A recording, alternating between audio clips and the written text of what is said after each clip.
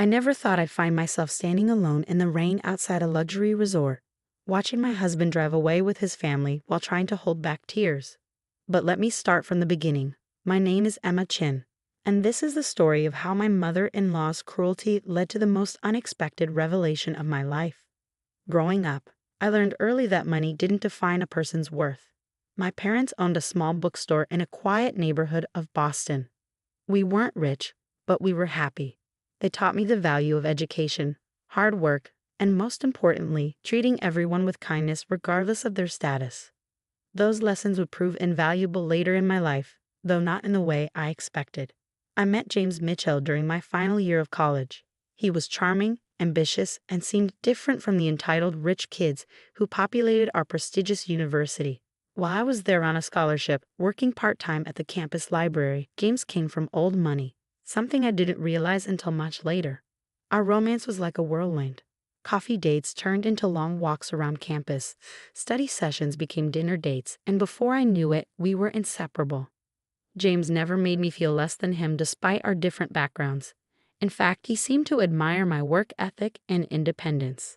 "You're not like other girls, Emma," he would say, his blue eyes twinkling. "You see the world differently." The first crack in our perfect romance appeared when it was time to meet his family. I'll never forget that first dinner at the Mitchell mansion. The moment I walked through those imposing double doors, I felt like I'd entered another world. Victoria Mitchell, my future mother-in-law, stood at the top of the grand staircase like a queen surveying her kingdom. Her perfectly coiffed silver hair and designer dress screamed old money. But it was her eyes that made me shiver. Cold and calculating, they seemed to strip away my carefully chosen outfit and see the bookstore owner's daughter underneath. "So," she said, her voice dripping with fake sweetness, "this is the scholarship student James has been spending time with." That night set the tone for our entire relationship. No matter what I did, no matter how hard I tried, I was never good enough in Victoria's eyes. When James proposed 6 months later, her disapproval became even more apparent. "Really, James," I overheard her saying one day, "there are so many suitable girls from good families. What will people say?" But James stood firm, and we got married in a beautiful ceremony. Though Victoria managed to make her disappointment known in every detail she controlled. "At least let me plan the wedding," she had insisted. "We need to make it presentable." The years that followed were a delicate balance. James's work as a corporate lawyer kept him busy, and I threw myself into building my own career, working my way up from junior editor to senior editor at a prestigious publishing house. Victoria took every opportunity to remind me that I didn't belong in their world. Which brings me to last week, when James announced we'd been invited to join the annual Mitchell family vacation at the prestigious Aurora Grand Resort and Spa in the Berkshires. "It'll be different this time," James promised, seeing my hesitation. "Mom's been better lately, and it's a chance for everyone to bond." I wanted to believe him, I really did. So I packed my bags, took time off work, and tried to stay positive. The resort was everything you'd expect from a place where rooms cost more per night than some people's monthly rent. Marble floors, crystal chandeliers, and staff who seemed to materialize out of thin air to cater to every whim. Victoria had booked several luxury suites for the family, herself and James's father Richard, James's sister Patricia and her husband, and one for us. The first day actually went surprisingly well. We had a family dinner in one of the resort's exclusive restaurants, and Victoria even complimented my dress. Though she couldn't resist adding, "It's amazing what they can do with department store fashion these days." The real trouble started the next morning. I was sitting by the pool, reading a manuscript for work, when I overheard Victoria and Patricia talking at the nearby cabana. "Did you see what she's wearing?" Patricia's voice carried clearly across the space. "That swimsuit looks like it's from Target." Victoria's reply made my blood run cold. "Don't worry, dear. I have a plan to fix this embarrassment once and for all." I should have known then that something was coming, but I didn't expect it to happen at dinner that night. Victoria had arranged for us to eat at Les Ciel, the resort's most exclusive restaurant. As we were being seated, she made a show of looking at my outfit, a simple but elegant black dress. "Oh dear," she said loudly enough for nearby tables to hear. "I'm so sorry, Emma, but this restaurant has a strict dress code, designer attire only. Perhaps you could eat in the casual dining room instead." I felt my face flush as heads turned toward our table. My dress is perfectly appropriate, I said quietly, trying to maintain my dignity. Victoria's eyes gleamed with malice. James, darling, surely you see that Emma is out of her element here. This is a family tradition, and some people simply don't understand our standards.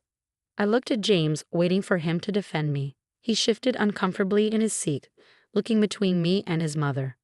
Maybe Mom has a point, Emma. We don't want to make a scene. His words hit me like a physical blow. 5 years of marriage, and he still couldn't stand up to his mother. I stood up slowly, my hands shaking. I see, I said, my voice barely above a whisper. Well, I wouldn't want to embarrass anyone with my presence. Victoria smiled triumphantly. Perfect. James, why don't you help Emma pack her things? She can take a cab back to the city. We'll enjoy the rest of our family vacation properly. I waited for anyone, to object. Patricia smirked. Her husband suddenly became very interested in his menu, and Richard, my father-in-law, just sighed and looked away. As for James, he just sat there, avoiding my eyes. That's how I found myself standing in the rain outside the resort, watching James drive away after helping me with my bags. He had mumbled something about calling me later, about how I should understand that family traditions were important, about how maybe next year would be better. I was about to call for a cab when a sleek black car pulled up, and a distinguished-looking man in his 60s stepped out, holding an umbrella. Miss Chen, he said, looking concerned. I'm Robert Sterling, the owner of Aurora Grand. Would you mind joining me for a conversation in my office? There seems to be a situation we need to discuss. Little did I know that conversation would change everything. As I followed Robert Sterling through the grand lobby, I couldn't help but notice how the staff's demeanor changed when they saw him. Their polite smiles transformed into genuine respect, and several even bowed slightly as we passed. Despite my emotional turmoil, I found myself curious about why the owner of such a prestigious resort would take an interest in my situation. His office was exactly what you'd expect from someone of his position. Elegant mahogany furniture, floor-to-ceiling windows overlooking the mountains, and walls lined with awards and photographs. But what caught my eye was a familiar face in one of the largest photos. My grandfather, Jonathan Chen, standing next to a younger Robert Sterling. Please have a seat, Miss Chen, Robert said kindly, gesturing to a plush leather chair. Or should I say, Ms. Jonathan Chen's granddaughter.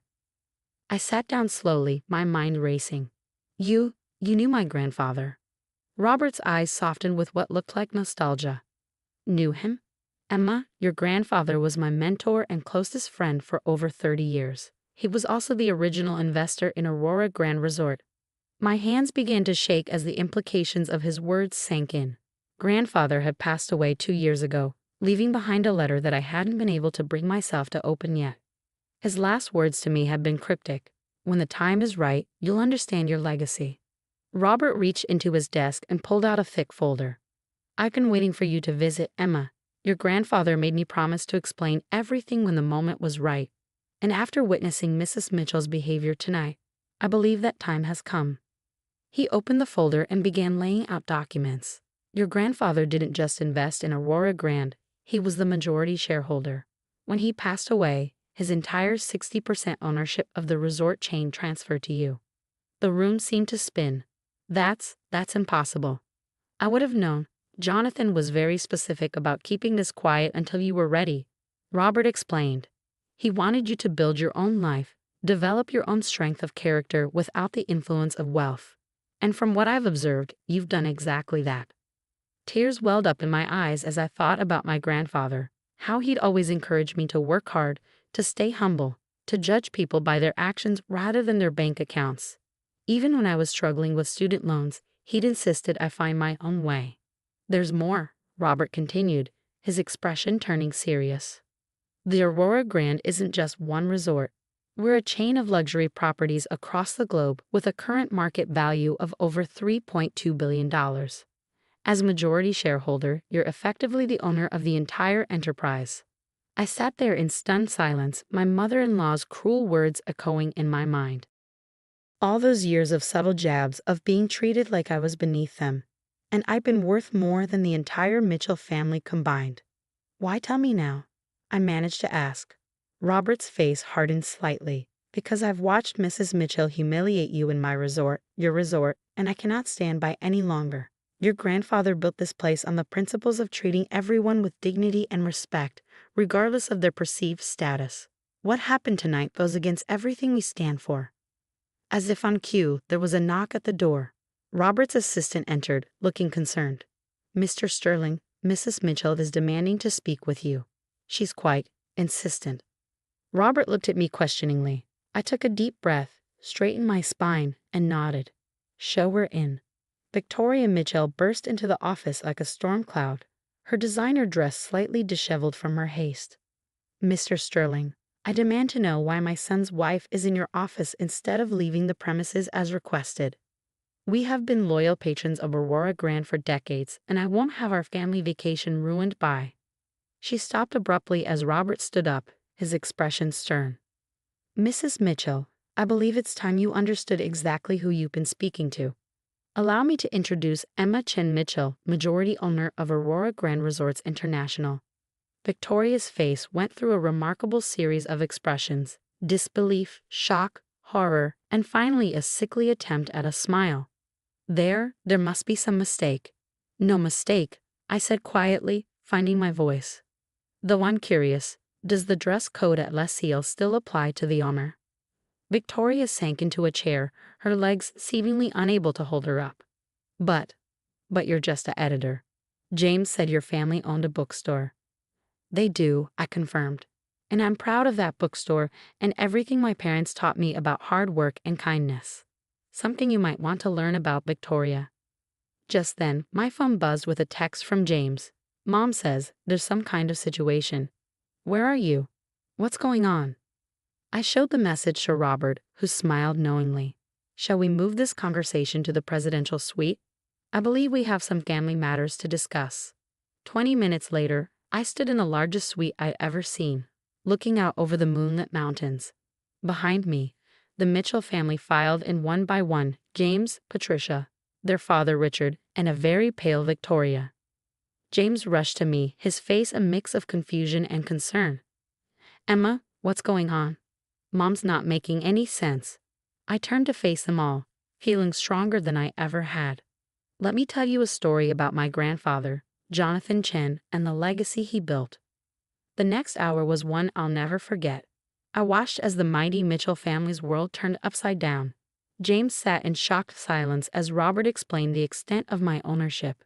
Patricia's smirk disappeared entirely when she learned that her favorite vacation spots in Aspen and the Maldives were also part of my portfolio.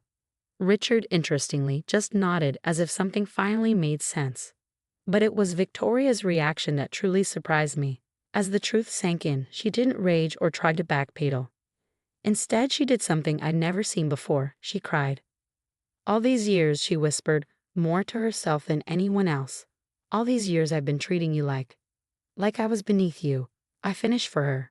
Like I wasn't good enough for your son, your family, or your precious social circle. James finally found his voice. Emma, I don't know what to say. Why didn't you tell me? I turned to him, feeling a strange mix of love and disappointment. I didn't know until tonight. But would it have made a difference, James? Would you have stood up to your mother if you'd known I was wealthy? Because if money is what it takes to earn respect in this family, then we have bigger problems than I thought. The room fell silent as my words hung in the air. Even Victoria stopped crying, looking at her hands as if seeing them for the first time. Robert cleared his throat. I'll leave you to discuss this as a family. Emma, we can meet tomorrow to go over the details of your position on the board. As he headed toward the door, he paused and turned back. Oh, and Mrs. Mitchell. The dress code at Les Seal has always been elegant attire. We've never had a designer-only policy. We don't believe in discriminating based on labels, something your daughter-in-law's grandfather insisted upon when he founded this resort. The door clicked shut behind him, leaving me alone with the Mitchells and the weight of everything that had just been revealed. What happened next would either break this family apart forever or force us to rebuild on a foundation of genuine respect and understanding. Looking at their shocked faces, I realized the true value of my grandfather's legacy wasn't in the billions of dollars or the luxury resorts. It was in the lesson he'd wanted me to learn and now teach. True worth isn't found in a bank account or a designer label. but in how you treat others when you think they have nothing to offer you. The real question was, were the Mitchells ready to learn this lesson? The silence in the presidential suite stretched on for what felt like hours. James was the first to break it, running his hands through his hair. A nervous habit I come to recognize over our years together. "I've been such a fool," he said quietly, his voice thick with emotion. "All these years watching Mom treat you like this, and I let it happen." Victoria stood up suddenly, smoothing her designer dress with trembling hands. "I should go. Clearly, I've made quite enough of a mess tonight." "Sit down, Mother," James said with unexpected firmness. For the first time in our marriage, I heard him speak to her without that underlying note of deference. "We're going to have this conversation as a family. All of it." Victoria sank back into her chair, looking smaller somehow without her usual air of superiority. Patricia, who had been uncharacteristically quiet, spoke up. "So all this time, while we were judging you, looking down on you," she laughed, but it wasn't her usual mocking laugh. "God, we must have looked so ridiculous to you." "I didn't know," I reminded her, "about any of this. And that's the point, isn't it? You treated me badly because you thought I was poor. Would it have been okay if I actually was?" Richard, who had been silent until now, cleared his throat. "No," he said simply. "No, it wouldn't have been." He turned to Victoria, and for the first time, I saw real anger in his eyes. "This has gone on long enough, Victoria. What you did tonight, what you've been doing for years, it stops now." Victoria looked at her husband in shock. "Richard, I let this happen too," he continued.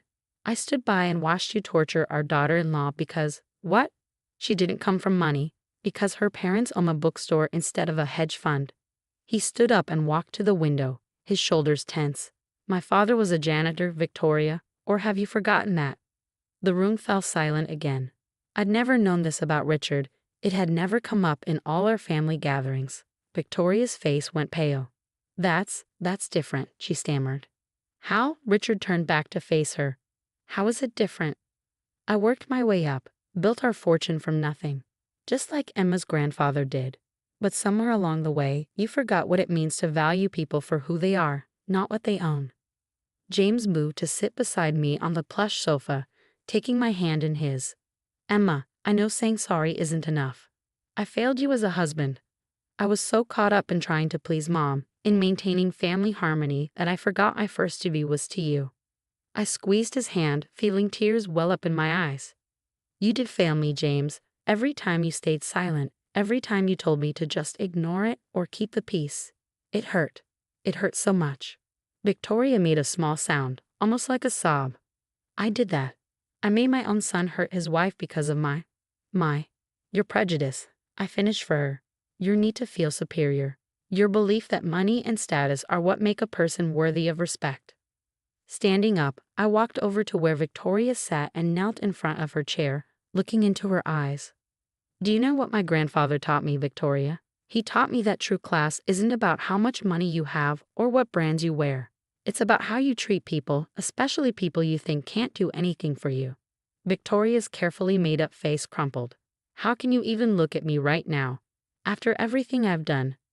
"Because I choose to be better than what you taught your children," I said quietly. "Because holding on to hate only hurts me in the end." Patricia stood up abruptly. "I need to apologize too. I followed Mom's lead, treated you horribly, and for what?